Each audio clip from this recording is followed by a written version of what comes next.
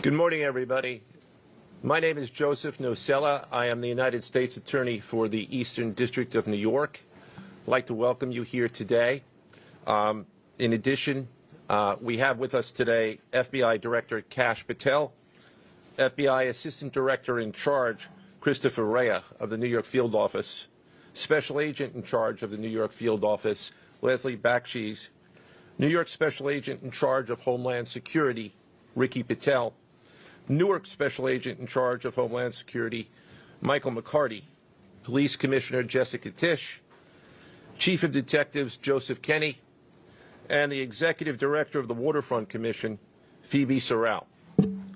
I'm now going to turn the podium over to FBI Director Kash Patel. Good morning. Today we are here in New York to announce a historic arrest across a wide-sweeping criminal enterprise that envelops both the NBA and La Cosa Nostra. The men and women up here standing with me represent a small portion of the leadership team that brought profound justice in an era that needed it more than any. I'll just highlight some of the details in the case and the FBI work, and then you'll hear from the others. But as you now know, individuals such as Chauncey Billups, Damon Jones, and Terry Rozier were taken into custody today, former, current NBA players and coaches. What you don't know is that this is an illegal gambling operation and sports rigging operation that spanned the course of years. The FBI led a coordinated takedown across 11 states to arrest over 30 individuals today responsible for this case, which is very much ongoing. Not only did we crack into the fraud that these perpetrators committed on the grand stage of the NBA, but we also entered and executed a system of justice against La Cosa Nostra to include the Bonanno, Gambino, Genovese, and Lucchese crime families. And you'll hear more about those details today. The charges and the arrests that were taken down across this country range from wire fraud, money laundering, extortion, robbery, illegal gambling. This FBI will leave no room for any perpetrator of crime across this country. You hear a lot about our work of defending the homeland and crushing violent crime. Well, this work is also representative of a colossal portion of the FBI's mandate to keep America safe and to keep our entertainment industry fair and secure. The men and women that are standing up here today worked tireless hours, days, months, and years.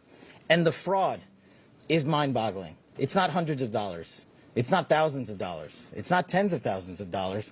It's not even millions of dollars. We're talking about tens of millions of dollars in fraud and theft and robbery across a multi-year investigation. And we could not have done it without our interagency partners that are before us today. The NYPD, HSI, and teams of law enforcement officials from around the country made this day possible. It takes a team to bring this kind of justice, sweeping justice, into the halls of the United States courtrooms, where our brave United States Attorney has led this prosecution. It takes courageous prosecutors to stand before you and say, we will not allow this kind of illicit activity to happen, not only at the national sporting level, but also where it hides in La Cosa Nostra. And when these two collided together, they perpetrated a fraud that is historic in terms of not just money, but the scheme and the deceit that they utilize to steal and swindle people for money, to include crypto fraud. This is an operation that showcases to you that under President Trump's administration, there is no room for any type of criminal behavior, be it on the world's largest stage or in the back rooms of tiny parlors where card games are being played. We are proud to stand here today with the men and women of the FBI and this legal team. And to the United States Attorney, I just want to thank you personally for taking the time to display the work that the media is about to hear about today in detail. As I said, it does take courageous prosecutors, but it takes a courageous United States Attorney to bring this case, because we are going to take heat for it. But we don't shy away in this administration. We don't say no. What we do is we bring the results across the finish line. We bring them to the public. We bring you accountability. And yes, they will have their day in court, and you will hear the evidence through the court system exclusively. We will not deny anyone of due process. And that's the brilliance of this system. That's the brilliance of this administration. Everyone will be held to account. So with that, I turn it over to United States Attorney Nocella. Thank you. Thank you, Director Patel. To be clear, we're announcing today indictments in two major cases, both involving fraud. One involves sports betting, and the other involves illegal gambling, very specifically rigged poker games. The first indictment involves 6 defendants who are alleged to have participated in one of the most brazen sports corruption schemes since online sports betting became widely legalized in the United States. This scheme is an insider sports betting conspiracy that exploited confidential information about National Basketball Association athletes and teams. The second indictment involves 31 defendants alleged to have participated in a nationwide scheme to rig illegal poker games. These defendants, which include former professional athletes, used high-tech cheating technology to steal millions of dollars from victims in underground poker games that were secretly fixed. The games in the New York area were backed by the Bonanno, Gambino, and Genovese crime families of La Cosa Nostra. While the cases are separate, there are 3 overlapping defendants charged in both cases: Damon Jones, Eric Ernest, and Shane Hennon. The indictments in these cases contain only allegations, and the defendants are presumed innocent until they are proven guilty in a court of law. But my message to the defendants who've been rounded up today is this: your winning streak has ended. Your luck has run out. Violating the law is a losing proposition, and you can bet on that. First, I would like to talk about United States versus Ernest, the NBA basketball gambling case.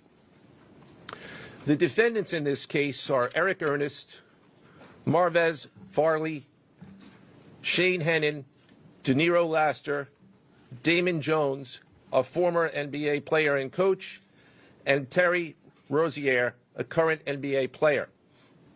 Other co-conspirators were previously charged for their roles in the scheme, including former NBA player Jontay Porter.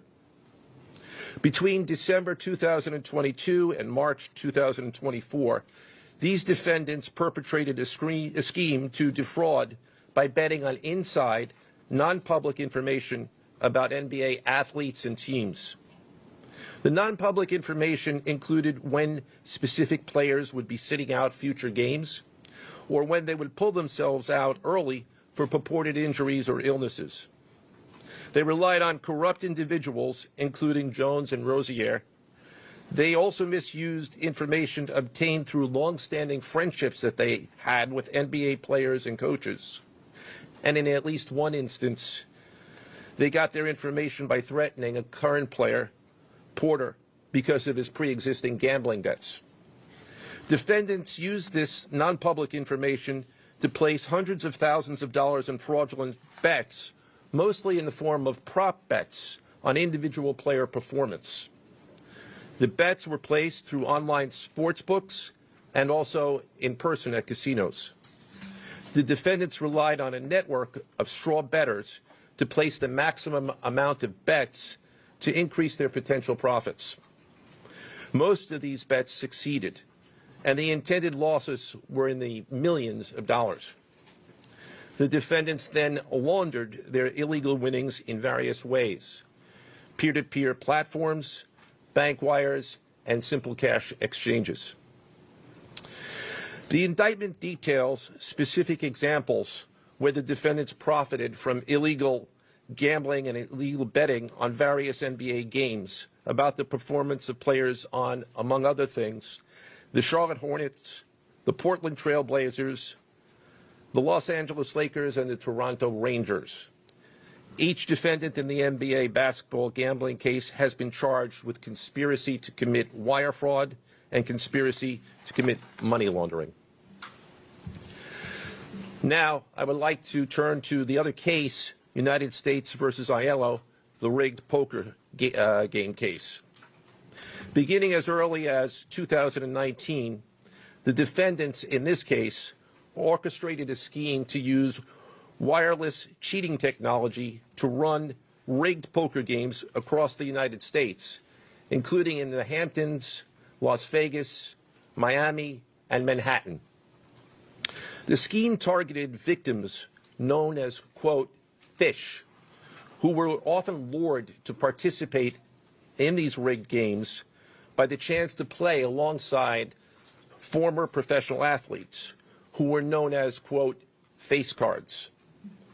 The so-called face cards included the defendant Chauncey Billups, who at the time of the scheme was a former NBA player and is currently the head coach of the Portland Trail Blazers, and also Damon, a former NBA player and coach.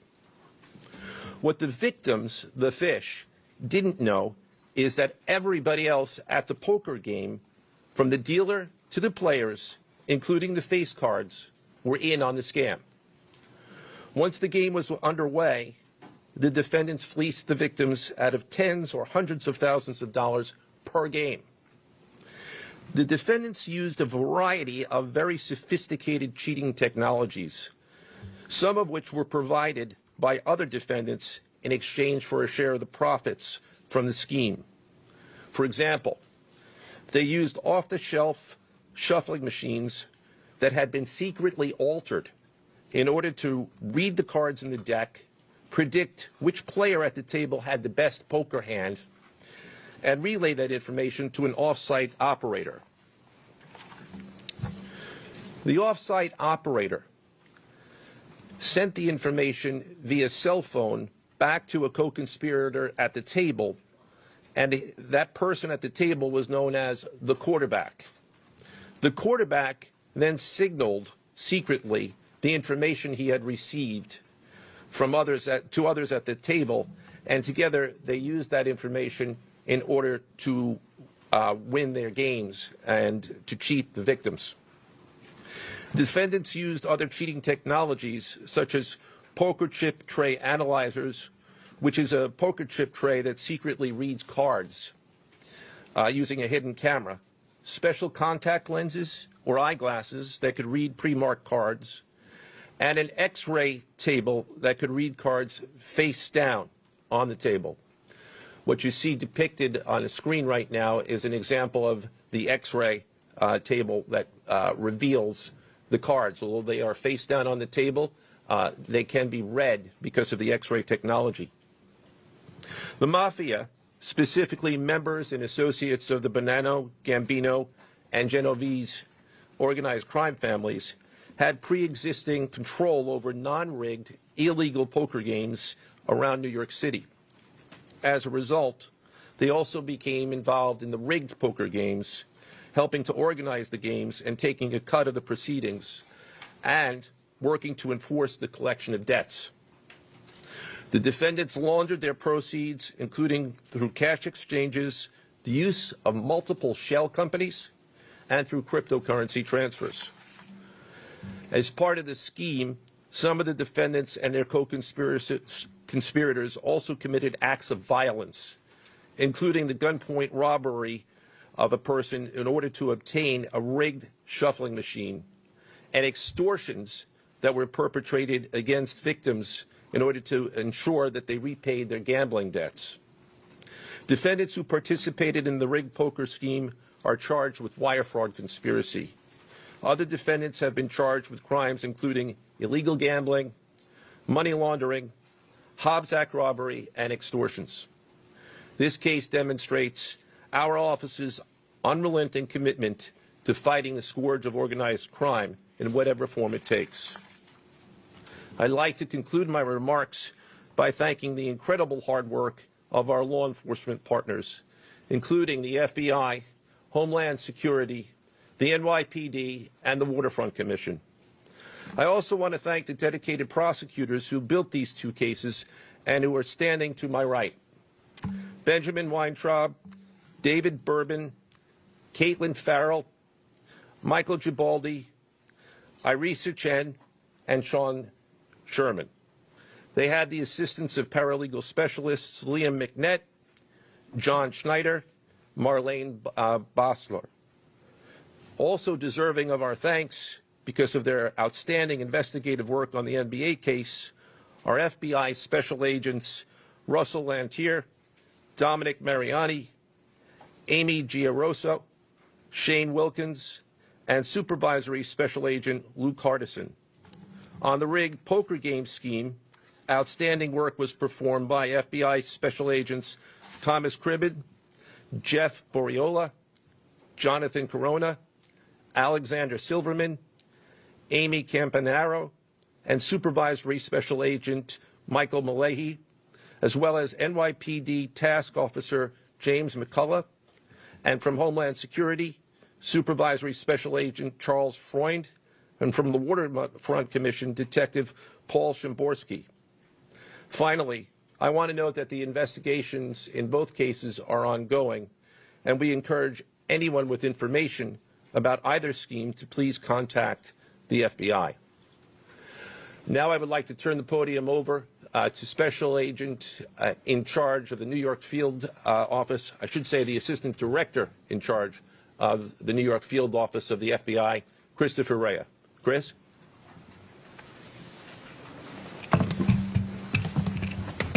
All right, thank you, Joe. As always, we appreciate the partnership here. Can't do any of this without you and your team, so thank you. Also want to publicly thank the director for coming down from D.C. The director's a very busy person, and for him to come down should tell you the importance of this historic case.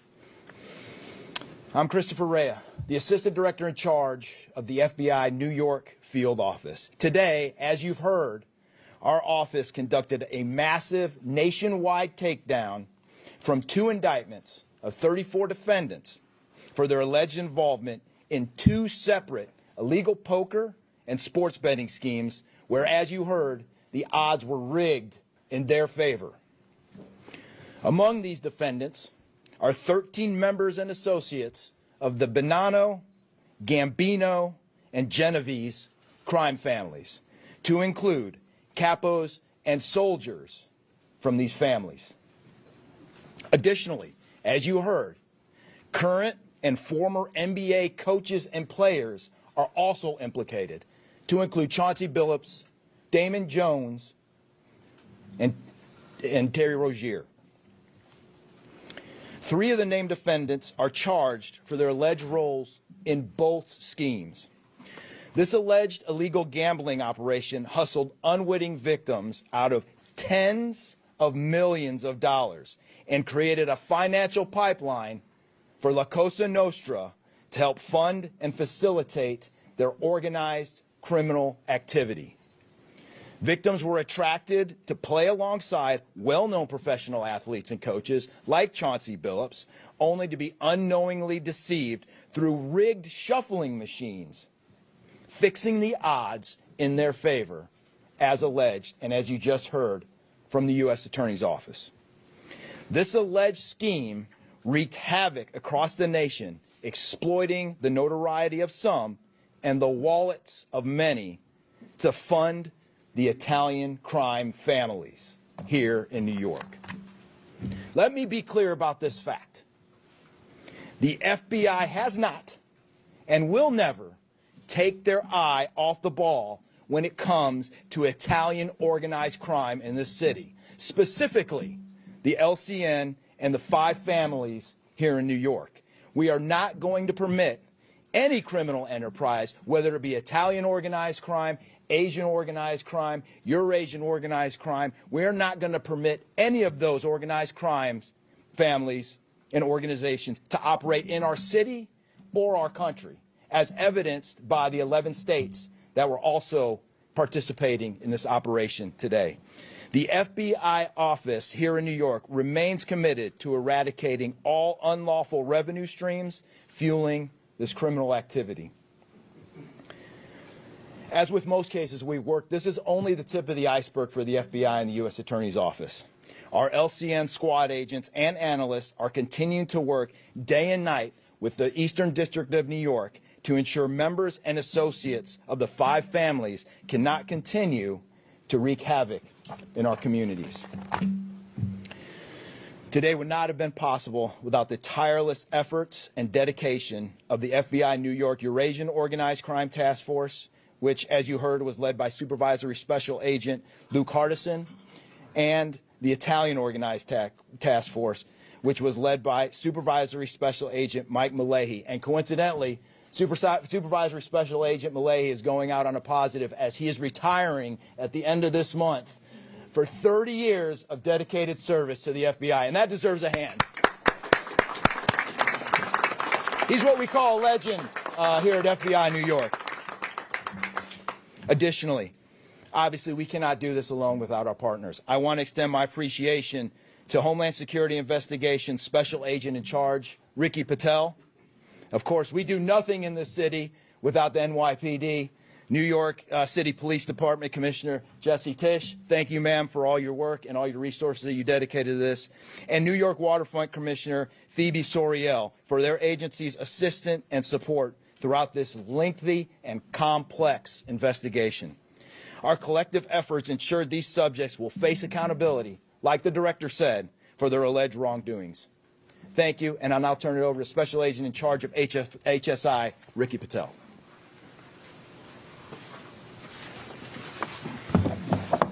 Thanks, Chris. Good afternoon, everyone. My name is Ricky Patel. I'm the Special Agent in charge for Homeland Security Investigations here in New York.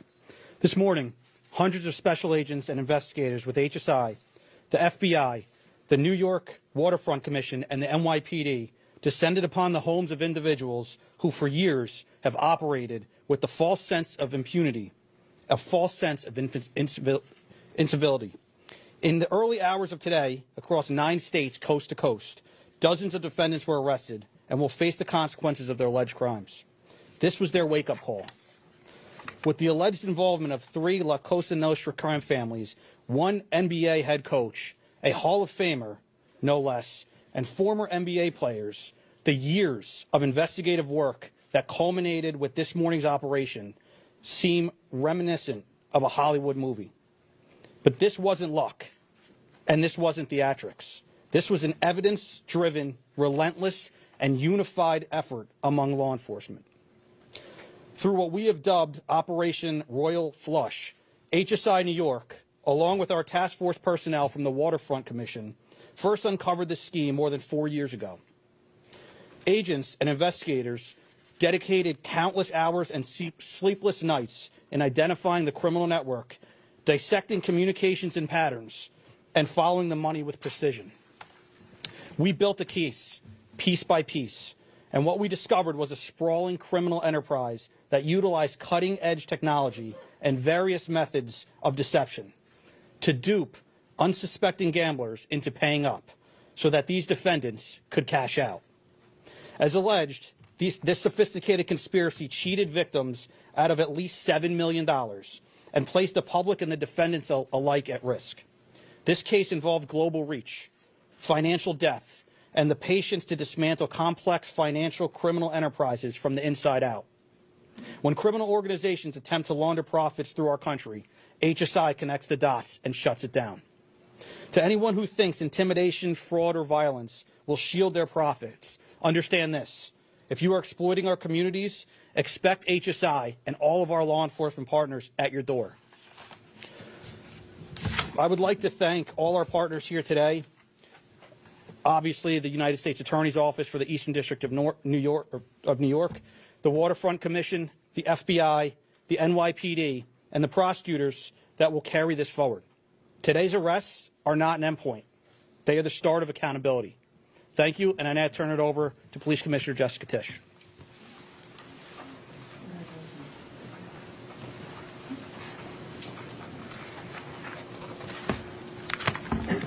Good morning. Thank you to Director Patel, Assistant Director Rea, and U.S. Attorney Nocella. What we're announcing today is not just another takedown. It's the result of more than 2 years of coordinated investigative work by the NYPD's Joint Organized Crime Task Force and the FBI. 2 cases that exposed criminal networks led by 34 individuals who believed the rules did not apply to them. They hid behind layers of complexity, behind money, and behind influence, believing those things would shield them from accountability. The first case, Operation Nothing But Bet, exposed a gambling ring built around professional basketball, where players and associates allegedly used inside information to manipulate prop bets on major sports betting platforms. They placed wagers on unders on players to score less, rebound less, assist less, using information that was not yet public. In some instances, players altered their performance or took themselves out of games to make sure that those bets paid out. One example occurred on March 23rd, 2023 in Charlotte. Terry Rozier, an NBA player now with the Miami Heat, but at the time playing for the Hornets, allegedly let others close to him know that he planned to leave the game early with a supposed injury. Using that information, members of the group placed more than $200,000 in wagers on his under statistics. Rozier exited the game after just 9 minutes, and those bets paid out, generating tens of thousands of dollars in profit. The proceeds were later delivered to his home, where the group counted their cash. As the NBA season tips off, his career is already benched, not for injury, but for integrity. As a result of this investigation, 6 defendants, including Rozier, are now facing conspiracy to commit bank and wire fraud. In a second case, Operation Zen Diagram, investigators uncovered a long-running scheme in which members and associates of several well-known organized crime families rigged high-stakes poker games across the country. These operatives included capos and multiple soldiers from the Bonanno, Gambino, Lucchese, and Genovese crime families. Bringing 4 of the 5 families together in a single indictment is extraordinarily rare. It reflects how deep and how far this investigation reached and the skill and the persistence it took to get here. That work uncovered a deliberate, technologically sophisticated operation designed to carry out their crimes. They used custom shuffling machines that could read the order of cards, barcoded decks, and hidden cameras built into tables and light fixtures. The organizers also enlisted well-known public figures, former and current NBA players and coaches, including Chauncey Billups, the head coach of the Portland Trail Blazers, an NBA champion and a Hall of Famer, to make the games appear legitimate. Victims believed that they were sitting at a fair table. Instead, they were cheated out of millions. One victim in particular lost $1.8 million. In total, losses exceeded $7 million and continue to climb. And when people refused to pay, these defendants did what organized crime has always done. They used threats, they used intimidation, and they used violence. It's the same pattern that we have seen for decades. Traditional mob enforcement methods combined with new technology to expand the reach of their operations. Now, with the unsealing of today's indictment, 34 individuals are facing charges including robbery, extortion, money laundering, wire fraud, bank fraud, and illegal gambling. I want to commend the outstanding work of our detectives from the Joint Organized Crime Task Force and their dedication to these cases, especially Captain Ruben Pagan, Sergeant Chris McGuire, Detective Alexander Creamer, Detective James McCullough, and of course our Chief of Detectives, Chief Kenny. As part of these investigations, our members recovered and reviewed thousands of hours of video, conducted extensive surveillance on illegal gambling locations across the city, and executed more than 24 search warrants on electronic records that revealed the true extent of this conspiracy. Once again, the work of our detectives, together with the FBI and the U.S. Attorney's Office, closed those gaps before they could widen further. The NYPD is proud to stand with each of you today, as these cases represent the kind of partnership that defines modern law enforcement agencies, sharing intelligence, coordinating resources, and moving as one team. Thank you.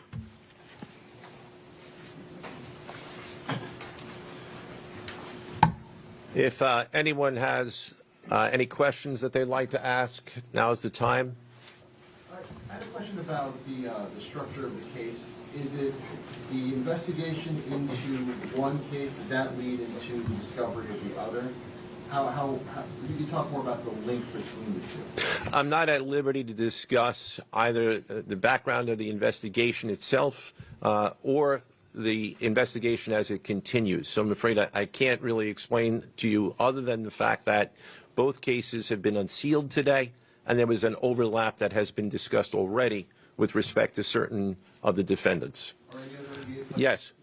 Chauncey Porter claimed that he had a gambling conviction. Did Rozier or Billups or Damon Jones claim the same thing at all? With respect to any allegations or defenses that have been made by any of the defendants, they will have their opportunity to present them in court. We're not here to air those at this time or to discuss them. Yes. You said the investigation is still ongoing. There seems to be several players referenced in the indictments, some that may have potentially passed on information. Is there the possibility of future arrests of NBA players in connection to the sports gambling operation specifically? As I said, I can't discuss ongoing investigations. The investigation is ongoing, which by definition means that there will be further evidence uncovered at a minimum, and there's always that possibility. But I can't comment any further with respect to that. Yes. Thank you. Director Patel, you had said in your comments, we're going to take heat for this case. Why do you say that? And what efforts might you take to counter that? It's not popular to go after some of the defendants that we went after today, but justice is served blindly. And how do we countermand that? Simple. The unsealing of these indictments today shows the force of the Department of Justice and our great Attorney General and the leadership that we have at the FBI and the team here to specifically mete out justice. And look, let's not, mince words. This is the insider trading saga for the NBA. That's what this is. That's why we are going to take heat. But as the evidence comes out, as the indictments are unsealed, you will see the extensive work these men and women put in, countless hours over years, and that's how we countermand it. So the dates on these indictments that they were filed are October 9th and October 16th. Can you talk about the timing of moving in now? Why now? We will not publicly discuss the timing of when we do takedowns. I will only say that we do takedowns in a coordinated fashion with our law enforcement partners and the U.S. Attorney at the appropriate time to make sure that we ensure the integrity of the investigation, as the United States Attorney said, an investigation that is very much ongoing. Director Patel, you said insider trading for the NBA. What are the implications of this case for other sports leagues and for the legal gambling industry in general? Simple. If you're participating in the legal gambling industry, you got nothing to worry about. If you're participating in illegal conduct, you got everything to worry about, and this case shows it. Did the illegal conduct cross with the legal sports betting platforms in any capacity? And if so, is that the search warrants that the police commissioner just referenced? I'm not sure I quite understand your question. You're asking if the illegal conduct... If it crossed with, like, the sports betting industry or the online sports betting? The sports books themselves are victims in this case. They themselves did not, as far as our investigation is concluded, they did not perpetrate anything unlawful. Are you able to say which sports books or online outlets they use to make these bets? I'm not going to respond to that at this time, but that information will be made public. Yes? Can you identify the access point where these co-conspirators were able to recruit these, famous people to partake in the schemes? When you say the access point, they were able to recruit them? I'm not sure which case you're referring to. Both. So well, Rozier, how he was recruited, Damon Jones in the NBA scandal, and then Billups for the poker game. We're not at liberty to say that at this time. That will be revealed in due course. Yes. He was being... what is your question, sir? Hey, thanks for being here. You just said that the sports books themselves are the victims, at least in the indictment involving Terry Rozier and others. They're among the victims. Okay, but those companies make, as we all know, they make a crazy amount of money off of a lot of everyday Americans make bets and mostly lose them. Are you concerned with a jury potentially not being sympathetic in a case where the victims, as you say, are these multi-million or billion-dollar gambling companies? Let me repeat that all of the defendants themselves are presumed innocent. We believe that at a trial, when they have the opportunity to present their defenses if they chose, because they're not required to. We will come forward with the evidence to demonstrate their guilt. Yes? There's been, I'm sorry. Did the NBA cooperate with this investigation at all? The answer to your question is yes, the NBA has cooperated with the investigation. Yes, sir. There's been reason to believe there's an associated college basketball element to this. Can you confirm that, or is there another investigation or part of this investigation that will affect college basketball? The investigations that we announced today did not involve college basketball. Last question. Last question. Yes. There was an emphasis on the Italian crime presence, organized crime in New York. Can you give us a sense of the strength and status of Italian organized crime in New York right now? No, I'm sorry. That would be a question that goes beyond what we're here to discuss today, which is these two indictments. Thank you. Everybody.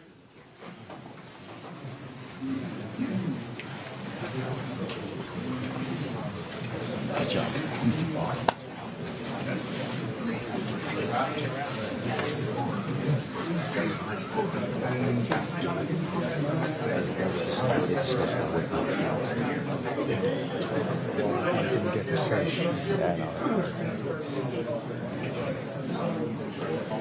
This guy, you know about him? Is he